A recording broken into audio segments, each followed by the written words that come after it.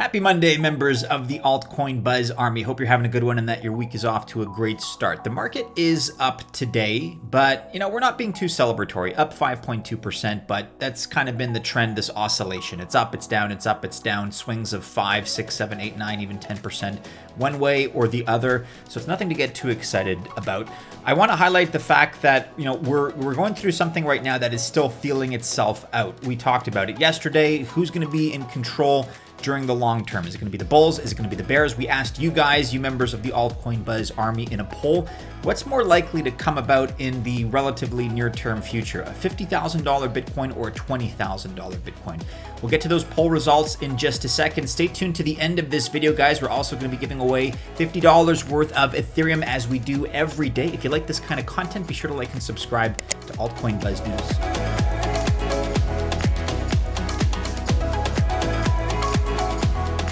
Okay, let's kick things off with the results of this poll, which I found very interesting. We're still inside of a day here. I asked this 21 hours ago. What's more immediately likely for Bitcoin, $20,000 or $50,000? It's a clear majority for 50K, 60% of respondents indicating that 50,000 is more likely, but a sizable minority, 40%, suggesting that no, we're going to get to $20,000 first. Right now, we're at about $36,000, $37,000, so right in the middle, just about splitting the difference between the two. I do want to highlight the fact that we're starting to see some green, not only in the 24-hour numbers here. Certain projects are up. That's always nice, but that's also kind of anecdotal because certain projects, based on whatever developments they may be sharing, you're always going to have certain projects in crypto, even in a down market, that are up double-digit percentage points, 10, 15, 20% or more. That's always the case. However, what gets me a little bit more excited is that this trend now is starting to materialize. We're seeing the 7-day numbers get better and better. Polygon, for example, up 66.6%, mark of the beast, over these last 7 days. Enjin coin also up 66%. Decred, Uniswap, ThorChain, Terra, Chainlink up nearly 45%, EOS and others, VeChain rounding out also some pretty solid numbers, as is Binance Coin and others. So as you can see, a lot of our projects starting to do well on the 7 days. If you think about the peak of capitulation in terms of Bitcoin, it hit its lowest price in the relatively short-term past on the 19th of May. We're now, what are we today? The 31st of May already? Unbelievable. So now we're coming up on like almost 2 weeks after the 19th of May, after that flash crash event. And we've been talking this whole time about altcoin capitulation, but we're starting to see some positive numbers now over the longer term. Not that a week is an especially long-term horizon, but it's still positive to see. Here's some interesting data, some interesting metrics that I'd like to discuss. We've been talking about now over the course of these last almost couple of weeks since the 19th of May. Are we in a bear market? Are we in a bull market? I think there are arguments to be made on both sides. I think my personal opinion is that I'm cautiously optimistic. I think we're going to kind of continue with an expanded and elongated bull market. I think that, we're going to see higher highs, certainly, but we don't have to wait 4 years to see them. I think it's going to be something that unfolds over the course of the next maybe 6 months, the course of the next 12 months, the next year. And we're going to enter now possibly into a consolidation phase during the summer. Here's some optimistic numbers, and here's some observations that I think are kind of positive when it comes to the metrics to support some of those ideas. Courtesy of Glassnode here. Bitcoin market currently has 3 supply trends in play. Number 1, short-term holders are distributing. That's a negative short-term observation. We'll take a look at that in just a second. However, 2 positives. Number 1, long-term holders are either holding or accumulating. And finally, miners are accumulating. So 1 negative observation, but 2 positive observation. The Bitcoin market is a battleground right now between the bulls and the bears. You guys can check out the live chart on Glassnode here, the link that they provide.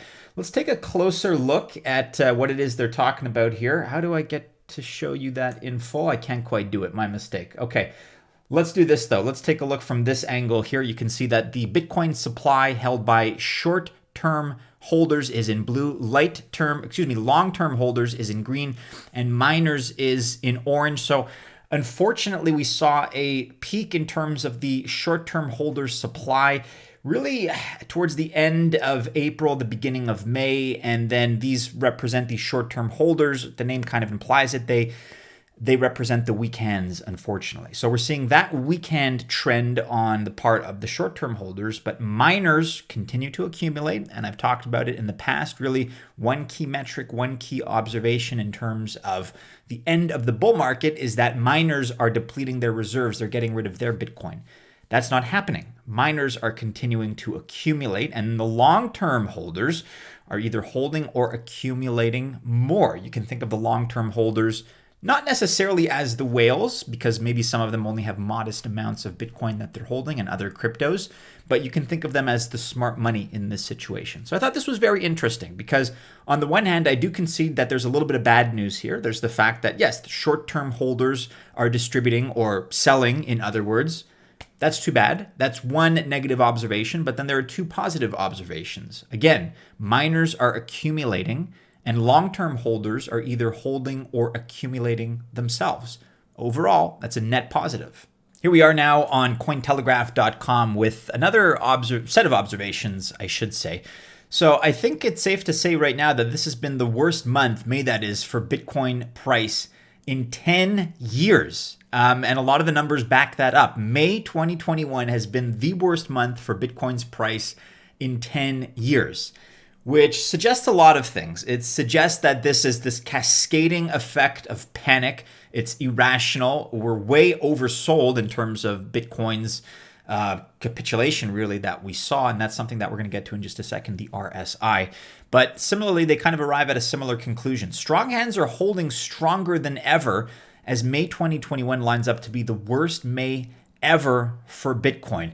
You guys know the backstory, some of the exposition here we can skip. Basically, it's the fact that we dipped all the way down to $30,000 for a variety of reasons that we talk about.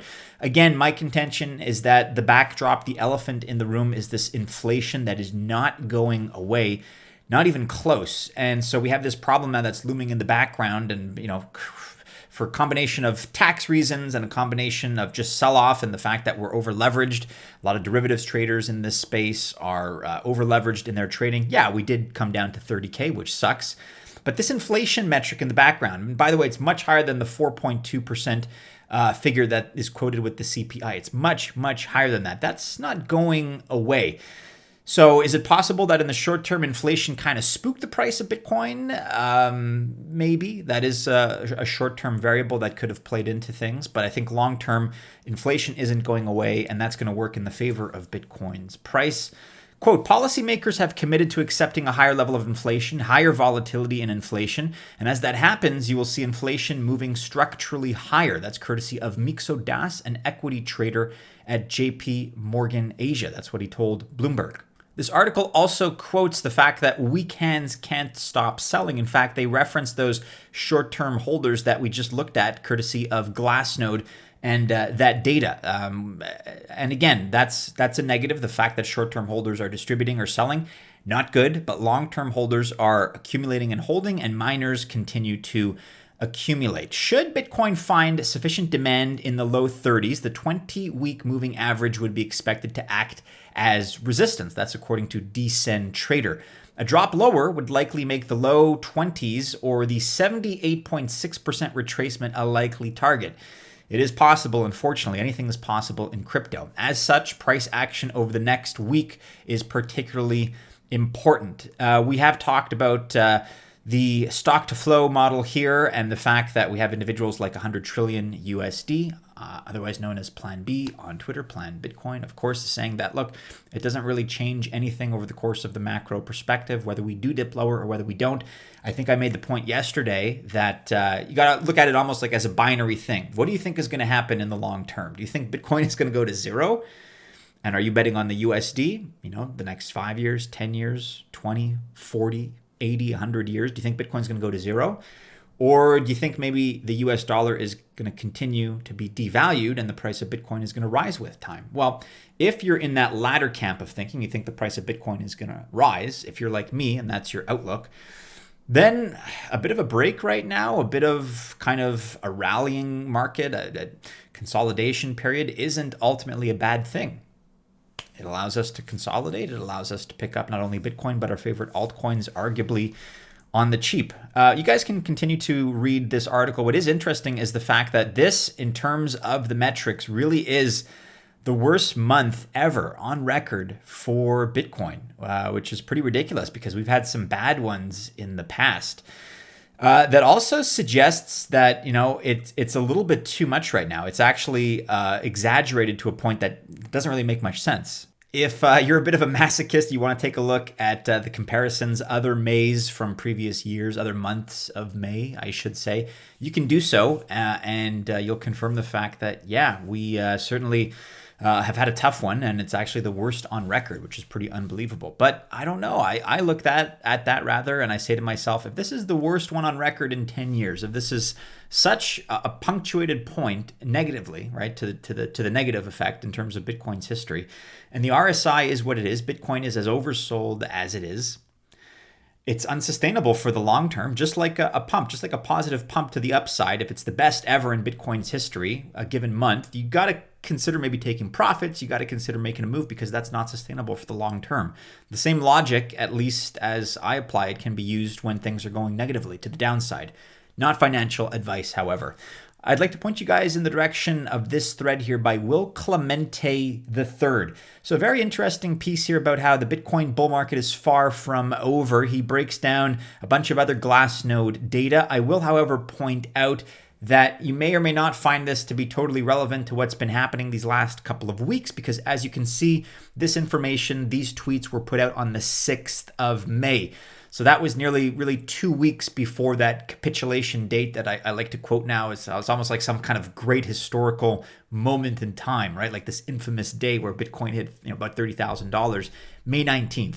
So this came out on May 6th, again, about 2 weeks before the May 19th Bitcoin price capitulation. But William also has some great points that I think universally apply, even considering the May 19th price drop. William's got some great points as to why we are likely still in a bull market. Just the parameters of that bull market, in my opinion, and in the opinion of many others, are going to be a little bit elongated right now. You guys can check out, kind of in line with what I was discussing earlier about all the gainers that we've had, not only in the course of these last 7 days, but really the course of the year so far. And if you take a look at this, we have some unbelievable performance here on the part of really some of our favorites. You have Bake, MATIC, Omi, DOGE. We're not really big fans of DOGE anymore.